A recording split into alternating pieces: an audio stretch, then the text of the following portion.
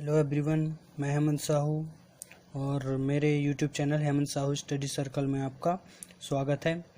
कक्षा 10वीं की इकाई 6 जैव प्रक्रम की आज हम शुरुआत कर रहे हैं। यह पहली कक्षा है, वॉल्यूम फर्स्ट। ठीक है, तो सबसे पहली बात तो ये है कि इकाई का नाम है जैव प्रक्रम। तो जैव प्रक्रम है क्या? जैव प्रक्रम क्या है? तो जैव प्रक्रम की परिभाषा होगी कि वे सभी प्रक्रम जो सम्मिलित रूप से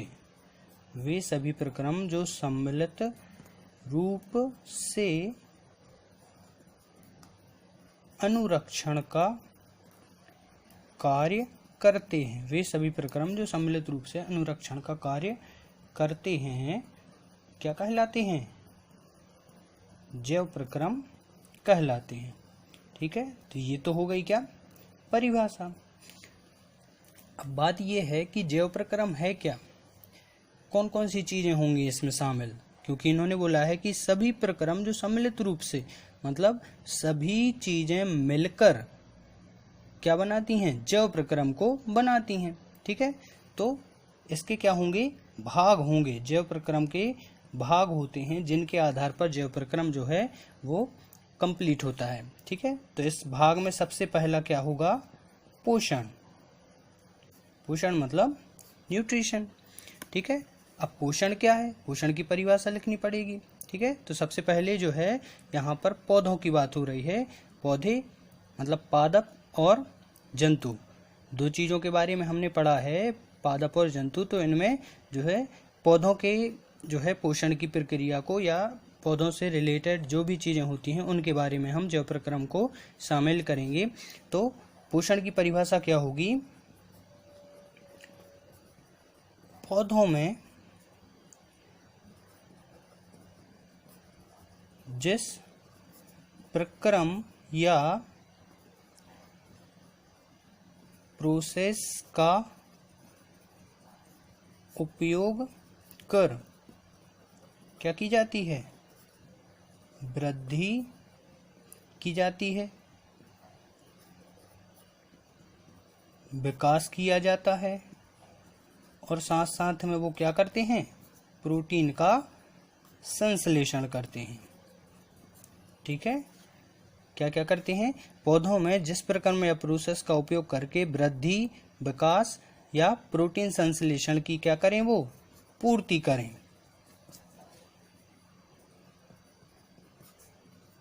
उसे क्या कहते हैं? पोषण कहते हैं। ठीक है, ये हो गई पोषण की परिभाषा। या दूसरी परिभाषा भी अगर आप लेना चाहें तो ले सकते हैं। वह समस्त प्रक्रम जिसके द्वारा जीवधारी बाह्य वातावरण से क्या प्राप्त करें? भोजन ग्रहण करते हैं एवं भोज्य पदार्थों से क्या प्राप्त करें? भोज्य पदार्थों से ऊर्जा मुक्त करके शरीर की क्या करें? वृद्धि। शरीर की वृद्धि करते हैं। क्या कहलाता है? पोषण कहलाता है। ठीक है, ये हो गई आपकी दूसरी परिभाषा पोषण की। ठीक, अब बात ये है कि अगर पौधे पोषण करते हैं तो पौधों में किस किस प्रकार का पोषण होता है। ठीक, तो पौधे जो हैं वो होते हैं, अपन जानते हैं सभी कि पौधे जो हैं वो स्वपोषी होते हैं। लेकिन ये सत्य बात नहीं है कि सारे पौधे स्वपोषी होते हैं। कुछ पौधे ऐसे भी होते हैं जो परपोषी या विषमपोषी भी होते हैं, मतलब दूसरे पे आधारित। अब ये जो परपोषी है ये भी आपके 4 प्रकार के होते हैं। एक तो क्या हो गया? परजीवी। ठीक, दूसरे जीव पर निर्भर। दूसरा क्या हो गया, मृतजीवी, सड़े गले पदार्थों पर निर्भर। तीसरा सहजीवी, जो साथ साथ रहकर जीवन यापन करे। चौथा हो गया कीट भक्षी, कीटों का भक्षण करके अपना पोषण प्राप्त करने वाले पौधे होते हैं ये। ठीक है, अब सबसे पहले हम ले लेते हैं काय की परिभाषा, स्वपोषी की परिभाषा कि स्वपोषण क्या होगा। तो वे पौधे जो अपना भोजन स्वयं बनाते हैं क्या कहलाते हैं, स्वपोषी कहलाते हैं। ये हो गई स्वपोषण की परिभाषा। अब कैसे बनाते हैं, तो ये जो होते हैं पौधे प्रकाश संश्लेषण की क्रिया करते हैं, और प्रकाश संश्लेषण के लिए क्या आवश्यक है, क्लोरोफिल आवश्यक है, या क्लोरोप्लास्ट या हरित लवक। क्लोरोफिल का उपयोग करेंगे और क्या करेंगे, जो कार्बोहाइड्रेट होता है जिसे हम हिंदी में क्या बोलते हैं, मंड। ठीक है, इसका क्या करेंगे, ये निर्माण करेंगे, मंड या कार्बोहाइड्रेट को बनाते हैं। और मुख्य रूप से हम पौधों को किस नाम से जानते हैं पारिस्थितिक तंत्र में, उत्पादक के नाम से जानते हैं। ये क्वेश्चन भी आता है कि पारिस्थितिक तंत्र में उत्पादक किसे कहा जाता है, तो वो स्वपोषी आपके कौन होंगे, पौधे होंगे। ठीक है, ये हो गई आपकी स्वपोषण की परिभाषा। अब उदाहरण क्या, उदाहरण ये पूरा ही हो गया। उदाहरण क्या हो गया स्वपोषण का, हरे पौधे। ठीक है, कैसे, हरे पौधे। ठीक, दूसरी परिभाषा क्या थी, ये वाली, परपोषी, मतलब परपोषण या विषम पोषण क्या होता है। तो पहली बात तो ये है कि ये भोजन ग्रहण करेंगे, लेकिन भोजन कैसे ग्रहण करेंगे, ये भोजन के लिए या तो पूर्ण, पूरे ही पूरे, या फिर आंशिक, मतलब थोड़ा बहुत। ठीक है, पूर्ण या आंशिक रूप से किसी अन्य जीव, या फिर हो सकता है कि ये मृत कार्बनिक पदार्थ पर क्या हो, निर्भर हों, तो ये कहलाते हैं परपोषी। जो भोजन के लिए पूर्ण या आंशिक रूप से किसी दूसरे जीव पर निर्भर हों, या फिर हो सकता है कि मृत कार्बनिक पदार्थों पर निर्भर हों, वो कहलाएंगे आपके परपोषी। ठीक, अब चूंकि परपोषी की बात हुई है तो इसके 4 प्रकार हैं। तो परपोषी के जो 4 प्रकार हैं उनमें पहला प्रकार क्या है आपका, परजीवी। तो मैंने अभी अभी बताया था कि परजीवी क्या होते हैं, जो दूसरे पौधों पर क्या हों, आश्रित हों, मतलब निर्भर हों, मतलब उन्हीं से इनको भोजन प्राप्त होगा। ठीक है, दूसरे पौधों पर निर्भर हों या आश्रित हों। अब परजीवी जो होते हैं वो भी आपके 2 प्रकार के होते हैं। कौन कौन से, एक तो होते हैं पूर्ण परजीवी, जो पूर्ण रूप से खुद का कुछ जो है निर्माण नहीं करेंगे, दूसरे पर पूर्ण रूप से निर्भर होंगे। उदाहरण के रूप में जो है वो होता है आपका रेफ्लिशिया का एक पौधा होता है, यह पूर्ण रूप से दूसरे जीव पर निर्भर होता है। अब चूंकि ये पौधों की बात हो रही है, नहीं तो परजीवी के रूप में मच्छर के काटने से, जो मच्छर जब काटता है तो प्लाज्मोडियम नामक जीवाणु जो है मनुष्य के रक्त में छोड़ देता है, तो वो प्लाज्मोडियम भी क्या है, एक परजीवी है, दूसरे पर निर्भर है ना, हमारे रक्त के अंदर ही भोजन प्राप्त करता है। लेकिन चूंकि यहाँ बात हो रही है पौधों की, इसलिए उदाहरण हो गया आपका रेफ्लिशिया। ठीक है, अब पूर्ण परजीवी हो गया, और एक क्या है आपका आंशिक परजीवी। ठीक है, आंशिक मतलब थोड़ा बहुत निर्भर। तो चंदन का पौधा जो होता है वो इसका उदाहरण है, जो आंशिक रूप से क्या है, परजीवी है। ठीक है, अब इसी में पहला परजीवी हो गया। ठीक है, दूसरा क्या देखते हैं, मृत जीवी। मृत जीवी की परिभाषा क्या होगी? वे पौधे जो सड़े गले पदार्थ, सड़े गले जैसे भूसा वगैरह होता है ना, या फिर और दूसरा पदार्थ होता है जैसे भोजन है, सड़ गल गया, तो जो सड़े गले पदार्थों से क्या करते हैं?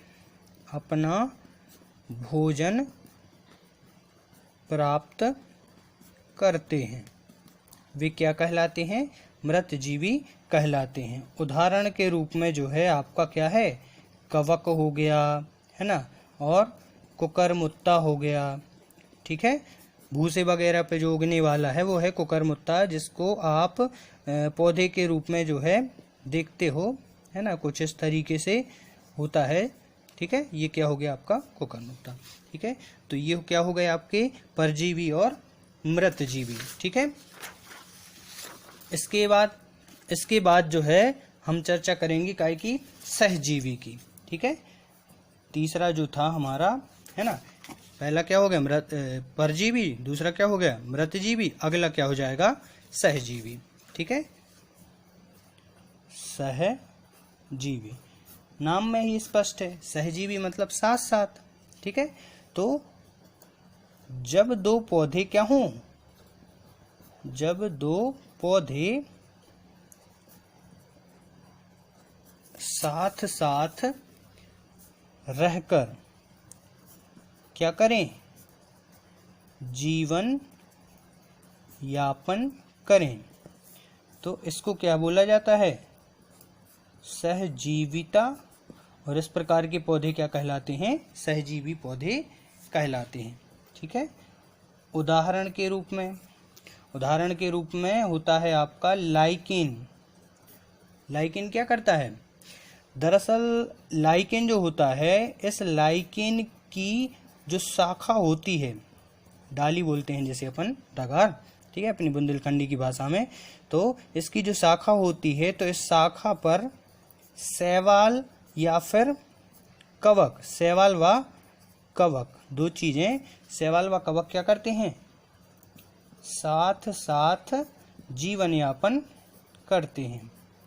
दोनों एक ही स्थान पर रहते हैं और जो है साथ साथ रहकर जीवन यापन करते हैं। ठीक है, और महत्वपूर्ण बात यह है इसमें कि दोनों के कार्य भी अलग अलग होते हैं। कवक का कार्य क्या है? कवक का जो कार्य होता है वो वायुमंडल की क्या खींचता है? वायुमंडल की नमी को अवशोषित करेगा, सोखेगा। ठीक है, नमी को अवशोषित करेगा। और जो आपकी शैवाल है उसका कार्य क्या है? प्रकाश संश्लेषण की क्रिया करना। प्रकाश संश्लेषण की क्रिया करना। और प्रकाश संश्लेषण की क्रिया करके क्या बनाती हैं? ये भोजन बनाते हैं। ठीक, तो सहजीवी का उदाहरण क्या हो गया? लाइकेन। लाइकेन की शाखा पर जो शैवाल होता है और जो कवक होता है, इसमें ये एक दूसरे के साथ जीवन यापन करते हैं। कवक का कार्य क्या होता है? वायुमंडल की नमी को यह अवशोषित करता है। चूंकि हम जानते हैं कि प्रकाश संश्लेषण की क्रिया में नमी या जल की आवश्यकता होती है, तो शैवाल इस नमी को जो है उपयोग करके क्या बनाएगा? भोजन बनाएगा, प्रकाश संश्लेषण की क्रिया करेगा। इस तरीके से सहजीविता जो है होती है। ठीक है, अब चौथा उदाहरण, चौथी चीज क्या थी आपकी? चौथी थी आपकी कीटभक्षी। क्या होता है कीटभक्षी? अब नाम में तो इसके लिखा है कीट को खाना, बिल्कुल जो नाम में लिखा है वही इसका काम भी है कि कीटों का भक्षण, भक्षी मतलब भक्षण करके क्या करें? ये भोजन प्राप्त करने वाले पौधे हैं ये।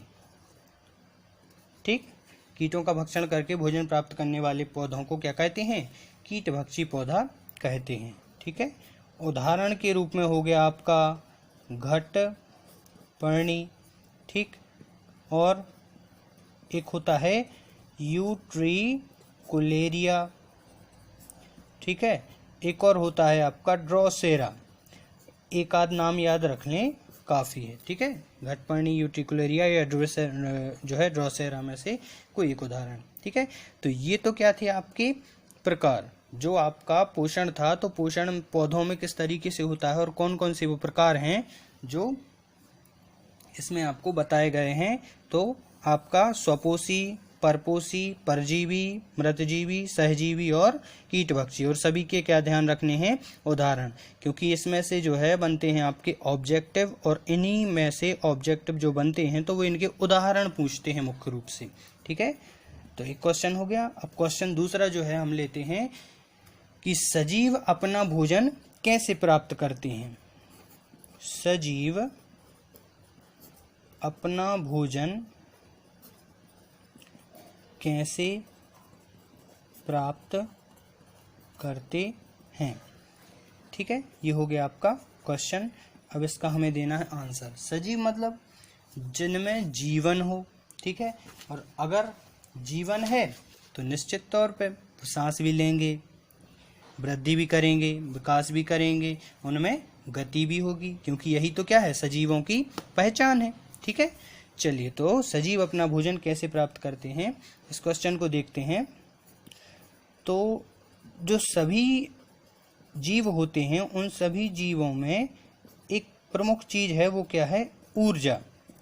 तो सभी जीवों में ऊर्जा एवं पदार्थ की क्या होती है, आवश्यकता होती है। सभी जीवों में ऊर्जा एवं पदार्थ की क्या होती है, आवश्यकता होती है, और वो भी कैसी, समान, ठीक है, समान होती है।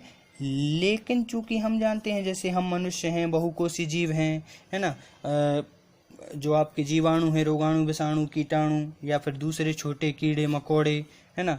9वीं कक्षा में आपने जो है पूरी की पूरी इसके बारे में अध्ययन किया है कि कई सारे अलग अलग स्थानों पर रहने वाले अलग अलग जीव होते हैं जो सजीव की श्रेणी में ही आते हैं, और अलग अलग जो है इनकी क्या है, भोजन के प्राप्त करने की आवश्यकता। कोई कम भोजन प्राप्त करके ही भी जीवन यापन कर सकता है, किसी को अधिक की आवश्यकता है, ठीक है।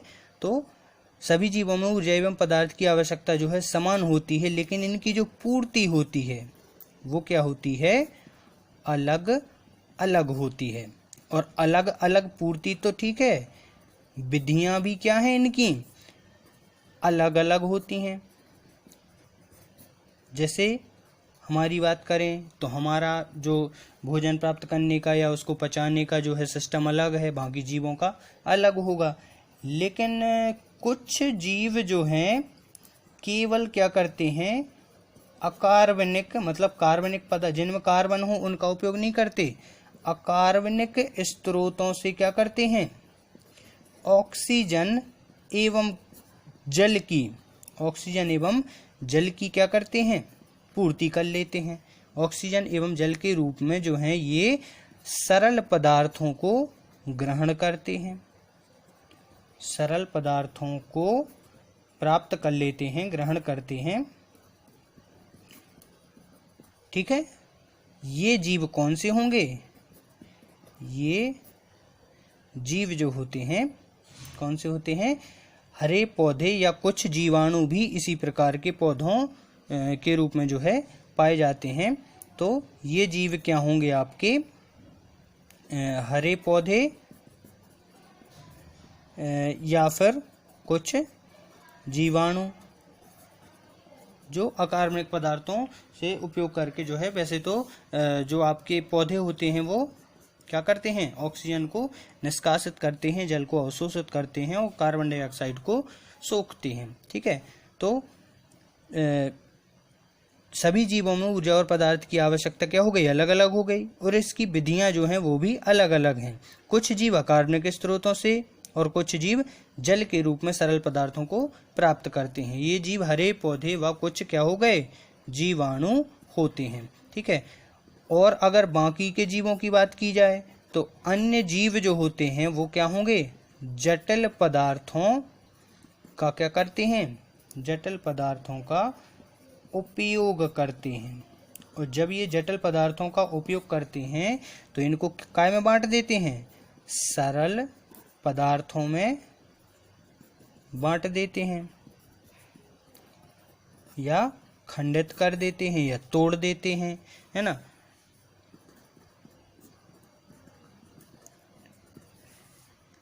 और इन्हें प्राप्त करने के लिए इनको किस चीज की आवश्यकता होती है, किन किन चीजों से ये प्राप्त करते हैं।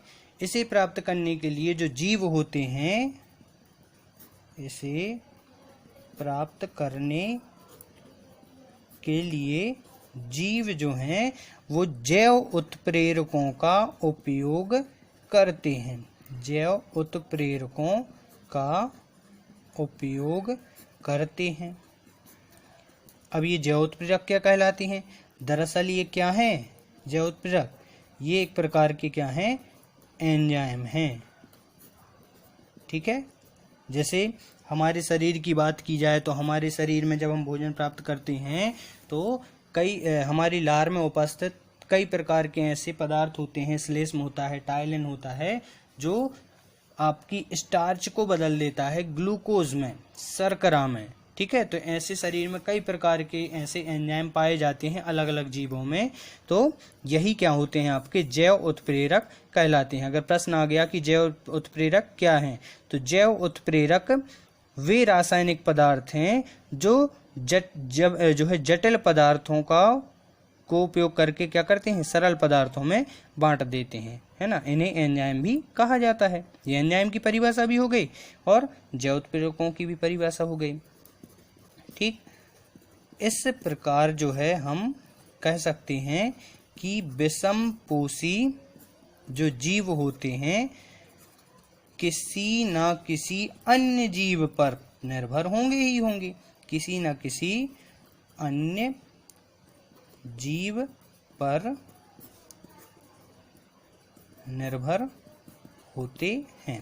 ठीक, मतलब जो विषमपोषी जीव होंगे या तो वो हो सकता है किसी स्वपोषी पर निर्भर हों या फिर किसी दूसरे जीव पर भी निर्भर हों। तो बात ये थी कि सजीव अपना भोजन कैसे प्राप्त करते हैं, तो ये हो गया उसका आंसर कि सजीव जो है अलग अलग विधियों द्वारा अलग अलग पूर्ति होती है सबकी, है ना। चाहे वो आपके पौधे हों, चाहे वो जटिल जीव हों, चाहे वो सरल जीव हों, चाहे वो जीवाणु हों, विषाणु हों, है ना, उनको क्या करते हैं, ये भोजन के रूप में प्राप्त करते हैं पदार्थों को और उनको जटिल पदार्थों को सरल पदार्थों के रूप में बांट देते हैं। ठीक है, जैसे बात की जाए अगर कि आपको अगर एक निवाला दिया गया भोजन का, रोटी का, तो क्या आप उसको डायरेक्ट ही निगल सकते हो? नहीं, आपको क्या करना पड़ेगा, उसको टुकड़ों में बांटना पड़ेगा, उसको अच्छे से चबाना पड़ेगा, उसमें लार मिलाई जाएगी। ठीक है, लार में उपस्थित टाइलिन होगा, जो उसको टाइलिन जो होता है वो जैसे ही भोजन में मिलता है तो उसको क्या बना देता है, मीठा बनाता है, और लार में उपस्थित जो श्लेष्म होता है वो भोजन को चिकना बनाता है। यह भोजन क्या होगा, आगे बढ़ेगा और आगे बढ़ के जो है इसमें कई सारे पदार्थ मिलते जाते हैं। ठीक है, तो ये हो गया आपका जैव प्रक्रम से संबंधित 2 क्वेश्चन। आप चाहें तो इसका स्क्रीनशॉट ले सकते हैं। ठीक है, इसका भी। ठीक है, तो लाइक करें, सब्सक्राइब करें मेरे YouTube channel Hemant Sahu study circle. इस वीडियो में इतना ही, धन्यवाद।